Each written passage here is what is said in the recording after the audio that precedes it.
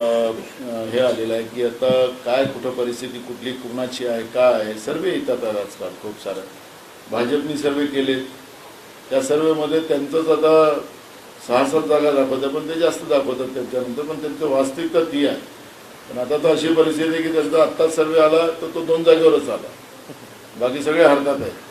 त्यामुळे मी तुम्हाला सांगतोय की एक मोठे बदल आहे राज्यामध्ये. लोकांमध्ये मोठं परिवर्तन. आता आम्ही संवाद यात्रा केली, संवाद यात्रेलाही मोठ्या प्रमाणात प्रतिसाद लोकांचा मिळाला. त्याच्यात तुम्ही स्वतः साक्षीदार आहात त्याचा. म्हणजे रोज 20-22 किलोमीटर लोक चालली, लोकांमध्ये किती उत्साह आहे, लोक कसे जुळतात हे तुम्ही पाहताय. परिवर्तन आहे. लोकांना आता बीजेपीला सत्तेच्या बाहेर काढायचा मानस लोकांनी केला, म्हणून तर स्थानिक स्वराज्य संस्था घेत नाही ना. घटनेचं बंधन असताना सुद्धा राज्यातलं सरकार स्थानिक स्वराज्य संस्थांच्या निवडणुका घेत नाही. हे किती घटनाविरोधी लोक आहेत. आणि कशासाठी घेत नाही तर यांना माहीत आहे की आमचं पितळ उघड होणार निवडणुकीनं, लोक आम्हाला घरी पाठवतील आणि मग आमचं सरकार देशात आणि राज्यात राहून आम्ही काही सत्य देऊ शकत नाही, असा हे न मेसेज जावा म्हणून स्थानिक स्वराज्य संस्थांच्या निवडणुका घेत नाही. प्रशासक आणि सरकार या दोघांमध्ये हे खेळ चाललेला आहे. जनतेच्या पैसे घामाचे लुटायचा चाललेला आहे. नागपूर शहरामध्ये पूर आले, किती रुपये देणार अजून सर्वे चालूच आहे. 5,000 10,000. आता मी तुम्हाला सांगतो, मला अनेक लोकांचे फोन आले की साहेब यांचे पैसे आले की यांनाच आम्ही पैसे वापस पाठवणार. घरामध्ये गाळ साचला, आमचे इलेक्ट्रॉनिक वस्तू खराब झाल्या, आमचं सगळं नुकसान झालं आणि यांच्या पापामुळे झालं असं लोक म्हणतात. हे विकासाचं जे गाजर वाजवत होते ना इथं, ज्याचं मी 2019 मध्ये सांगितलं, हे विकास नव्हे, हे तुमचा भकास करतात आहे. आता ते प्रत्येक लोकांना आलेलं आहे आणि त्याच्यामुळे यांच्या सिमेंट खाण्यामध्ये, लोखंड खाण्यामध्ये, रेती खाण्यामध्ये, गिट्टी खाण्यामध्ये त्यांनी नागपूरकरांचा सत्यानाश केलेला आहे. हे लोकांच्या लक्षात आलेलं आहे. आता हा सर्व मी आता झालो मोकळा. उद्या मी कमिशनरला आणि कलेक्टरला माहिती घेतो काय झाला सर्वे, काय करताय. नाही तर काँग्रेस नागपूरच्या जनतेला न्याय मिळवून देण्यासाठी रस्त्यावर उतरेल अशी भूमिका काँग्रेसची आहे. मुंबईमध्ये भाजपचे कार्यक्रम घेतलेला आहे आणि अयोध्यामध्ये मशीद निर्माण पहिली लीड जी आहे ते भाजप मुंबईतून पाठवणार आहे. भाजपचे काय अयोध्येमध्ये मशीद निर्माण करणार आहेत आणि त्यासाठी भाजप नेत्याने पुढाकार घेतलेला आहे. पहिली लीड मशीद निर्माण करायला बघा किती हालत खराब आहे यांची, किती खराब आहे. जाऊ दे, त्यांना काय करायचं. त्यांना आमचा सवाल असा आहे, त्यांनी पहिल्या विटाचा हिशोब द्यावा. एक पण त्याच्यात जाण्यापेक्षा महागाईचं काय, हे बेरोजगारीचं काय, शेतकऱ्याच्या आत्महत्येचं काय, तुम्ही सगळ्या घोषणा केल्या होत्या 2014 मध्ये. हे सगळे विषय इकडे तिकडे डायव्हर्ट करण्यापेक्षा त्या मूळ विषयावर यायला सांगा त्यांना. आणि मलाही वाटतं की आपणही त्यांना या मूळ विषयावर आणलं पाहिजे. इथं लोक उपाशी मरतात आहे. आता आत्महत्याचं प्रमाण शहरातही सुरू झालेलं आहे. घर चालवू शकत नाही, त्यामुळे घर चालवू शकत नाही, लोक आत्महत्या करतात आहे. ग्रामीण भागात तर आहेतच. आपल्याला या मूळ विषयावर यायचं आहे. त्याच्यामुळे त्यांना हिंदू मुसलमान काय करायचं तो त्यांचा प्रश्न आहे. काँग्रेसला सगळे धर्मसमभावाची भूमिका काँग्रेसची आहे. त्यामुळे काँग्रेसला त्याच्या याच्यात जाळातमध्ये जायचं नाही. काँग्रेसची भूमिका स्पष्ट आहे. जनतेच्या प्रश्नावर बोला आणि तुम्ही आम्ही बोलते करू. त्यांना नाही झाले तर आम्ही बोलते करू आणि लोकांना सांगू यांना बोलते करा. नाही तर ते मागले ना कांदे आणि टमाटर.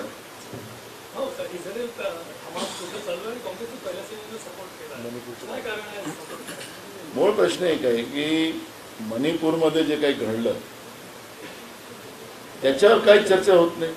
आपल्याला दुसऱ्या देशाची चर्चा करण्याचं काय कारण. एक मिनिट, दुसऱ्या देशाची चर्चा काय कराय. आपल्या देशातलं एक भाग जळतो आहे.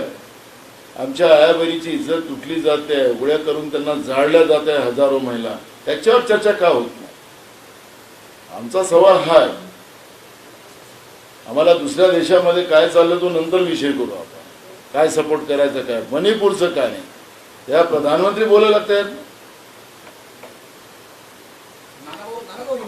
सगळ्या आढावा बैठकी झालेल्या विभागवार आपण भाजपाच्या सर्वे त्याच्याबद्दल दावे केले, पण काँग्रेसचं आपलं आकलन काय? इंडिया आघाडीला किती जागा बिलकुल येतील महाराष्ट्रात, काय आकलन?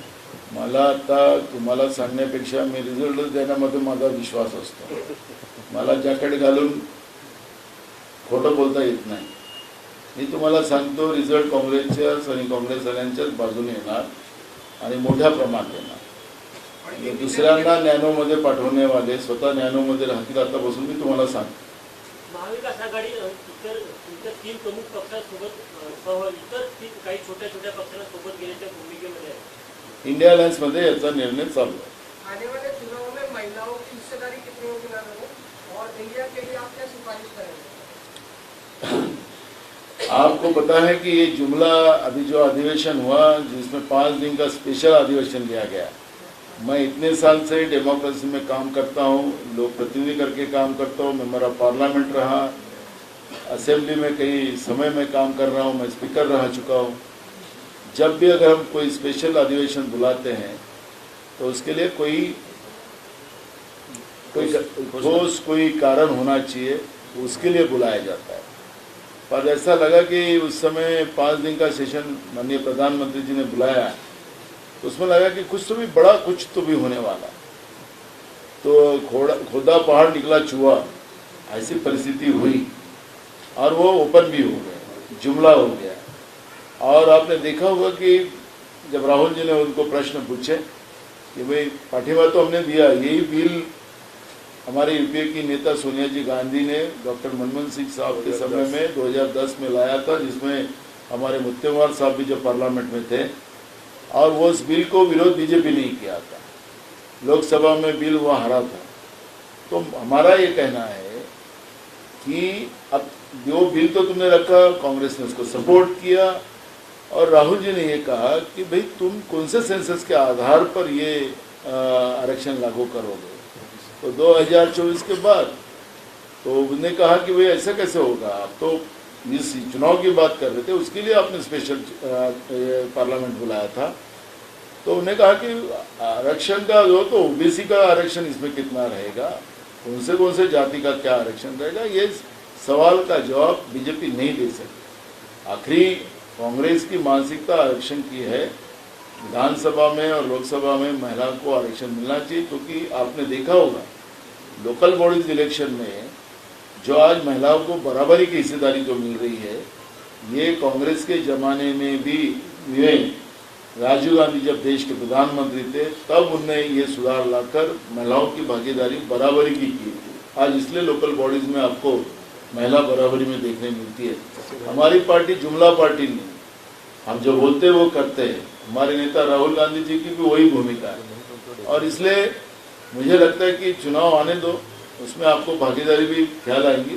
लेकिन ये जो परिस्थितियां हैं, बीजेपी जिस तरह से देश की लोकतांत्रिक व्यवस्था से जो छेड़खानी कर रही है, जो बर्बाद कर रही है, उसके लिए हमने सबने सतर्क रहना चाहिए. नाना बाबू, आपने लोकसभा चुनाव के मद्देनजर महाराष्ट्र की सभी 48 सीटों पर रिजल्ट पूरा कर लिया है.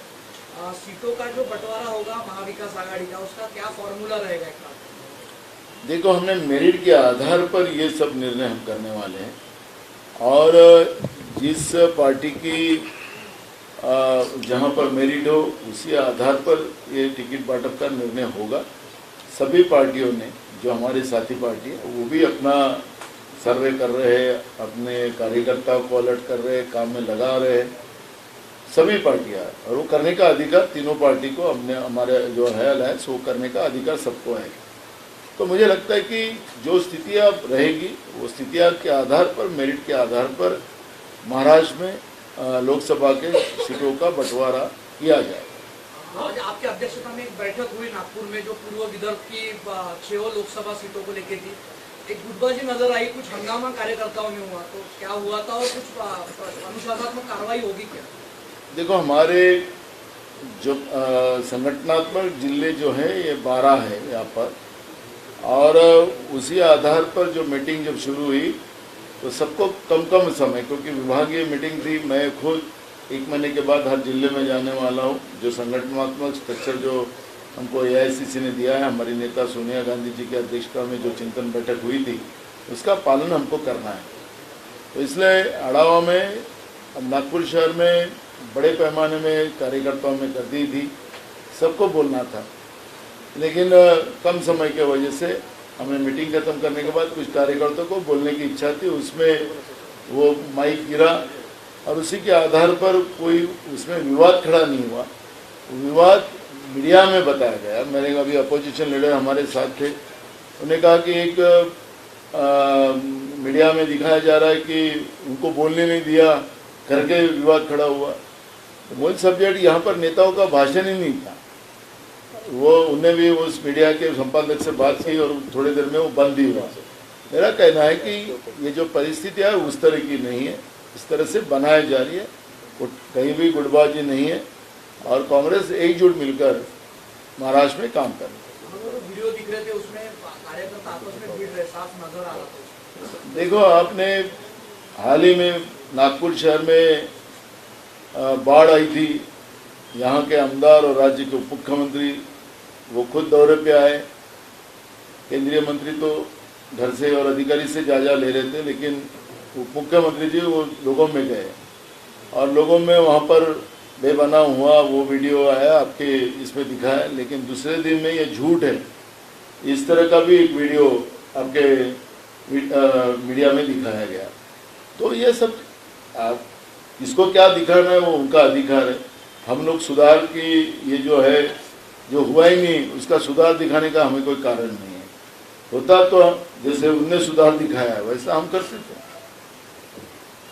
ये भारत जोड़ो यात्रा का सेकंड फेज लॉन्च होगा क्या? अभी हमारी ऑल इंडिया कांग्रेस के हमारे अध्यक्ष और उनकी सब पूरी टीम वो डिक्लेअर करेंगे, उनका है कि मुझे पता नहीं। Thank you thank you thank you. आपण आता ओजस देवतरेकडे चाललोय. सगळ्यांना एक सूचना द्यायची आहे की आता अध्यक्ष महोदय आणि सगळे ज्येष्ठ नेते आपला गोल्डन बॉय ओजस देवतरे याच्याकडे जातात, थोडंसं त्याचंही कव्हरेज करावं अशी विनंती. गोल्डन बाय ओजस आणि देवतरे. चहा नाश्ता वगैरे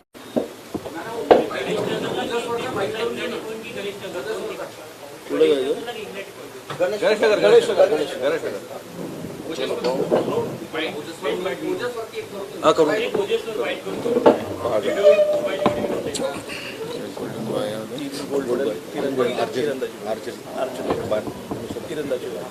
ओजस पहिला असा खेळाडू ठरलाय की ज्यांनी नागपूरकर पहिला असा खेळाडू की आशियाई क्रीडा स्पर्धेमध्ये त्यांनी 3 गोल्ड घेतले. अशा खेळाडूला सरकारने कुठली मदत आणि त्याला प्रोत्साहन पण दिलं पाहिजे आणि भविष्यातील त्याच्या अजून वाटचाली करता मदत केली पाहिजे आणि अशा खेळाडूंना प्रेरणा करता काही विशेष योजना आणल्या पाहिजे. मी सर्वप्रथम आमचे नागपूरचा आमचा सुपुत्र ज्यांनी आशिया खेळामध्ये ओजस देवतळे. आशिया खेळामध्ये ज्यांनी तिरंदाजी याच्यामध्ये ओजस देवतळे नावाच्या या तरुण आमच्या मुलांनी जे 3 गोल्ड पदक आपल्या देशाला मिळवून दिले, त्याला मी शुभेच्छा देतो काँग्रेस पक्षाच्या वतीनं. आणि खरं तर आपण प्रश्न विचारला त्याप्रमाणे आम्ही तर सरकारला आमची मागणी आहे की याला क्लास 1च्या नोकरीचं त्याला स्थान दिलं पाहिजे आणि खेळाडूला या निमित्तानं प्रोत्साहन मिळावं, अशा पद्धतीचं त्याला प्रोत्साहन त्याला द्यावं की जेणेकरून नागपूरच नाही तर संपूर्ण महाराष्ट्रामध्ये आमचे गोल्डन बॉय बनावे, आमच्या मुली गोल्डन मुली बनाव्यात आणि आंतरराष्ट्रीय राष्ट्रीय खेळामध्ये आमच्या महाराष्ट्राच्या खेळाडूला स्थान जास्तीत जास्त मिळावा, अशा दृष्टिकोनातला निर्णय राज्य सरकारने घ्यावा, अशा पद्धतीची भूमिका काँग्रेस पक्षाची आहे. त्याला क्लास 1ची नोकरी द्यावी ही भूमिका काँग्रेस पक्षाची आहे. थँक्यू.